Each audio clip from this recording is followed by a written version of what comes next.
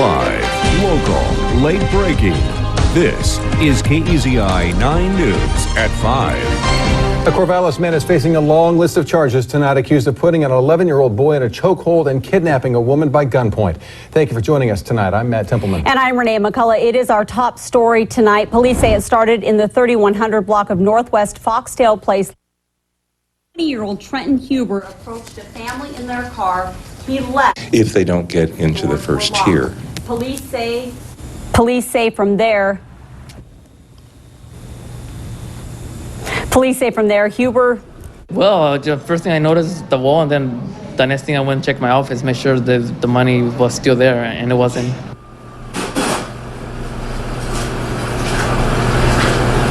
Understand what happened from the beginning. The man was arrested. Police say this all started in the 3100 block of Northwest Foxtail Place last night when 20-year-old Trenton Huber approached a family in their car. He left when he realized the doors were locked, and police say from there he went to a bike path and asked a man and his 11-year-old son for their keys. The boy's father hit Huber until he released the boy because he had him in a chokehold, and police say Huber threatened to kill the father and son. A report on the event's kickoff and how local brewers are staying afloat. As we take a live look outside, it's been a wet and cloudy day, but the sun's peeking out. The question is, will it last? I'll have the answers coming up. Live in Western Oregon, this is NBC 16 News at 5.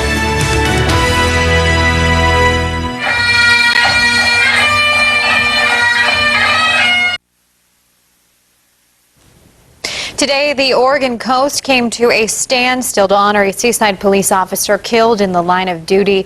From Warrenton to Seaside, people packed the streets to pay their respects to Sergeant Jason Gooding. Good evening. It helps broaden the future of students, and helps them not just to go into other curricular activities that we have here, like wood shop or auto, but also tech stuff. Which closes a loophole in the laws affecting children who are exploited. Well, if you have an KEZI 9 News reporter Brady Wakayama joins us live in the River Road area tonight to show us how a festive 4th of July for some can be a nightmare for others. Again, Brady joining us live to show us.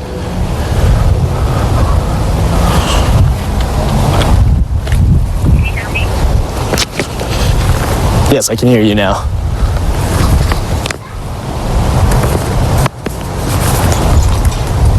All right, we apologize for that. Eugene, please, we can tell you, they're opening up a tip line on property and even animals. Again, Eugene police are asking for help to get a list of locations within the city of Eugene that have had illegal fireworks happen in older cars, has killed at least 22 children since 2002.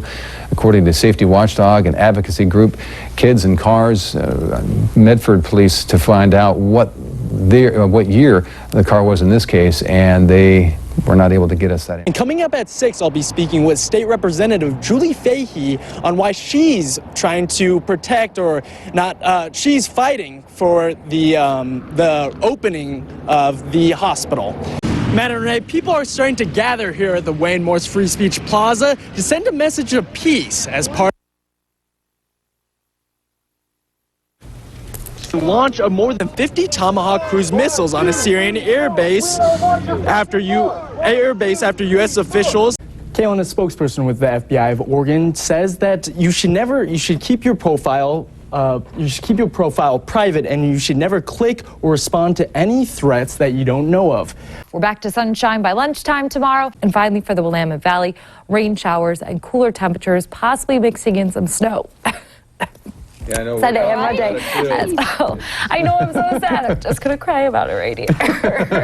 You go take a breath, turn off your mic, we'll check back in with you. Thank you. All right, when the Fantastic. Your sky cams, they look like postcards. I mean, I really worked hard in making the colors of the sky, Right. just Great work job. together and just, Counts in the 200s and whatnot, rain and snow, and yes, possible thunder snow as well. So the mythical thunder snow that all weather people just love because it's so unique. of 2016, 32-year-old state trooper Nick Cedarberg suffered life-threatening injuries during a shooting near Sherwood.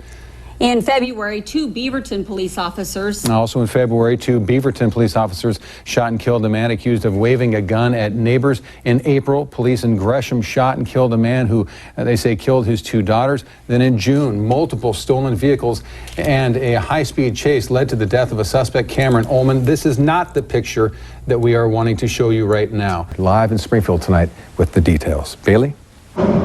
Matt, with the election coming up, more local immigrants are walking through this door so they can take steps to gain their citizenship. And it's also that they can cast their very first vote in the upcoming election. And officials at the Springfield nonprofit Downtown Languages say they have seen an increase in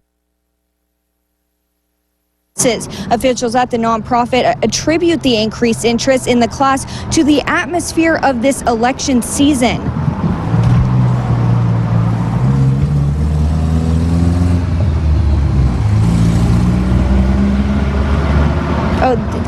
Officials say it can be a long process to get one's citizenship, paying $680 just to apply. Nonprofit officials say their classes help immigrants practice for the citizens exam. Him, Steve, are still in shock and disbelief. Him, Steve, are still in shock and disbelief. Bob, Megan, I'm here. It's still actually a very active scene here on Austin Way where police are investigating what they're calling a suspicious death. The caution tape is still up right now, but there are so many unanswered questions about what happened in this home. And police are being very tight-lipped about what is happening here at this home. And there is still no word yet on how long they will be here investigating. Live in Eugene, Bailey Miller, KEZI 9 News. Thank you, Bailey. Now, he was also a part of that 2000 OSU team that beat Notre Dame in the Fiesta Bowl. He wore that ring proudly this morning at the press. Yeah, check out this video near Corbett. Gusty winds and icy roads caused a semi to careen off Interstate 84 near milepost 23 this morning, down a 50-foot embankment near the Columbia River. Fire crews used a rope system to get the driver and the passenger out. They both suffered just minor injuries. About a dozen cars and trucks slammed into one another along I-5 thanks to the icy road conditions. Police say the chain of crashes started at about 3 this morning when a semi couldn't avoid a stopped vehicle in southeast Portland. In this video from Hector Lucas, you can see it just got worse from there as more cars going too fast around the curve for the icy conditions crashed. Police say nobody was seriously hurt. All right. Meantime, a husband and wife in Happy Valley were both not hurt in 2 separate incidents driving down a steep hill. The wife was in a van when she started to slide and her van fell off a cliff. She landed upside down 30 feet down in somebody's backyard. Her husband slid off the same cliff, but instead crashed into a home. We're seeing a series of wrecks here, and this is the one that Renee was just talking about. We're going to move it one more forward. We're also in Portland. 2 massive fir trees came, here we go, crashing down last night, narrowly missing a home. Dozens of houses and establishments had severe damage.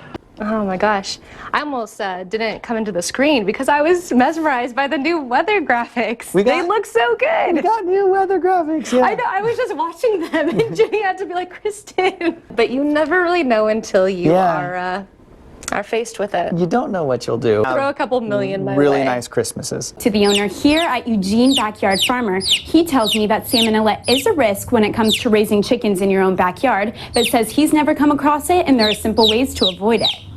Keeping chickens is a popular trend across the U.S., but You gotta remember it. It's like,